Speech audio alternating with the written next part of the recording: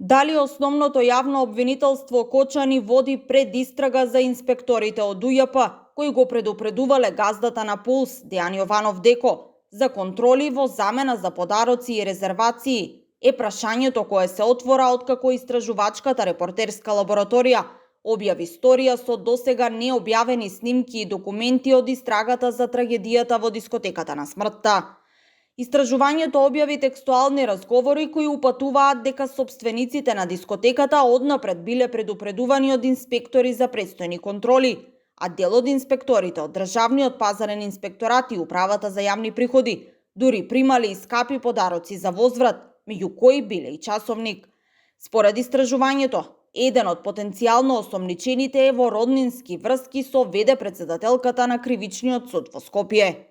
Од обвинителството пак, без конкретни детали, тврдат дека сите наведени докази во сторијата на Ирала ги имаат предвид, вршат проверки и се постапува по нив. Законските надлежности на УЈП се однесуваат на контроли за даночни и финансиски прашања, а не за безбедносни аспекти, па од тие причини тие не беа опфатени со поднесеното обвинение. Потврда дека не постои ниту најмала намера од овој аспект да се прикрие или да остане неистражен е фактот што презентираната комуникација е дел од извештајот на анализирана телефонска комуникација, која во целост е доставена во судот, како дел од доказниот материјал за поднесеното обвинение. Во конкретниот случај, споменатото лице не е опфатено со постапката која се води пред Основниот кривичен суд во Скопје. Индициите за нови инволвирани, но и за спрега меѓу институциите и газдата на импровизираната дискотека, повод и за политички обвинувања и контраобвинувања. Се разбира дека случајот го води обвинителството, јавниот државен обвинител Коцевски, таму видовте и вие изминатиот период 12 на обвинители беа тие кои што работеа на овој случај. Ако е прашањето дали сум задоволен од работата на обвинителството, мојот одговор ќе биде не сум задоволен.